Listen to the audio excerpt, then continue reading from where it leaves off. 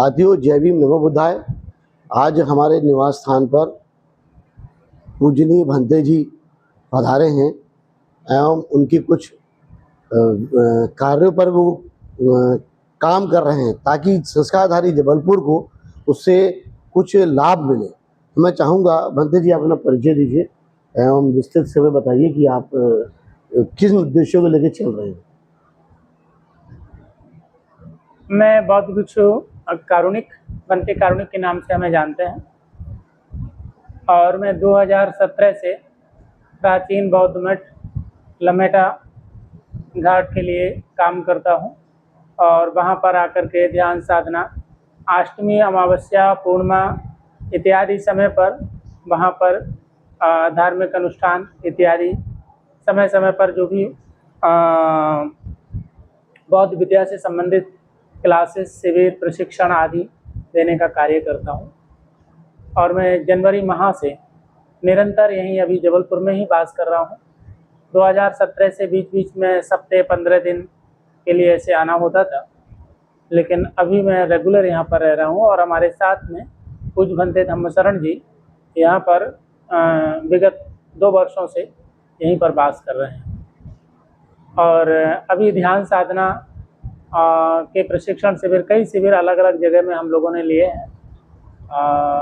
यहाँ जो है कलेक्टर ऑफिस के सामने एक कॉलेज है, वहाँ पर भी शिविर आदि लिए हैं। और अभी हमारा उद्देश्य ये है कि जो कार्य कर रहे हैं, हमारे समाज के जो युवा हैं, जो शिक्षित हैं, पढ़ लिख रहे हैं, हम देखते हैं कि महापुरुषों से उनका जो परिचय है सिर्फ नाम जानते हैं, लेकिन महापुरुषों को समझने के लिए उनके जो जीवन चरित्र हैं वो पढ़े जाने चाहिए। उनका जीवन दर्शन, उनका शिक्षा दर्शन, जो उनकी ज्ञान परंपरा है, उसका अध्ययन और अध्यापन का कार्य होना चाहिए।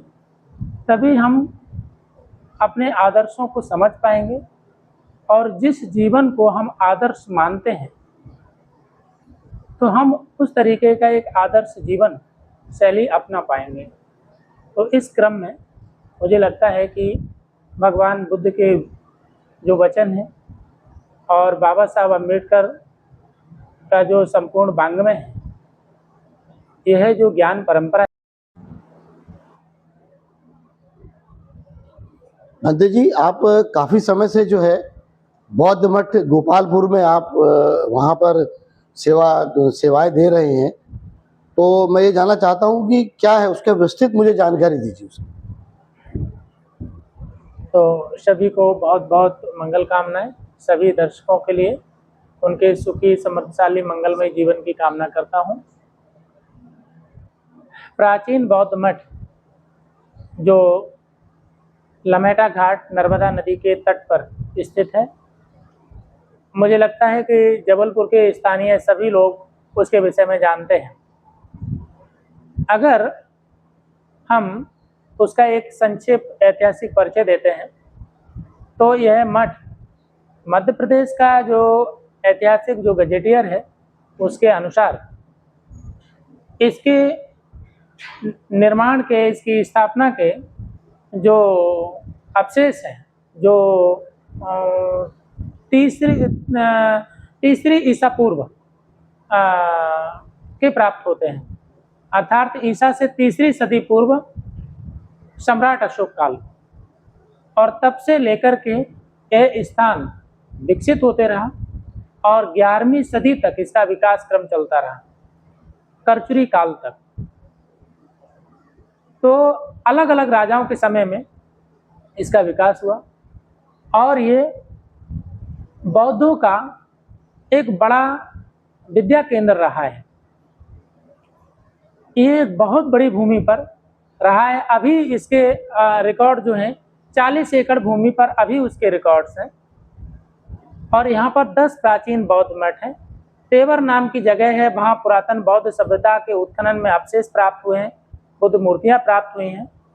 और जो प्राचीन बौद्ध मठ है, यहाँ की आज के 30 साल पहले यहाँ की मूर्तियाँ चोरी हुई, जो पकड़ी गई तस्करी में, और वो नागपुर के अजायब घर में रखी हुई हैं, जहाँ लिखा हुआ है गोपालपुर बौद्ध मठ से प्राप्त मूर्तियां बोधिसत्व लिखितेश्वर, बोधिसत्व तारा, बोधिसत्व चितिगर्भ, बोधिसत्व लिखितेश्वर, बोधिसत्व वज्रपाणी। कुछ मूर्तियां जो हैं रानी दुर्गावती संग्रहालय जबलपुर में हैं, कुछ मूर्तियां यहाँ से दिल्ली भी भेज दी गई हैं। तो ये जबलपुर जो है ये पुरातन बौद्ध नगर है और यहाँ सम्राट अशोक का आगमन हुआ है। और सम्राट अशोक के आगमन का प्रमाण है आपके रूपनाथ का शिलालेख। सम्राट अशोक जो है भगवान बुद्ध जिस समय महाराष्ट्र में उन्हें बुलाया गया तो भगवान बुद्ध का भी महाराष्ट्र जाना इसी मार्ग से हुआ है और यह स्थान जो है भगवान बुद्ध का भी इस स्थान पर ठहरना हुआ है, जिसके कारण सम्राट अशोक ने यहाँ इन बौद्ध स्थलों का निर्माण करवाया है। ऐसा इसका प्राचीन इतिहास है।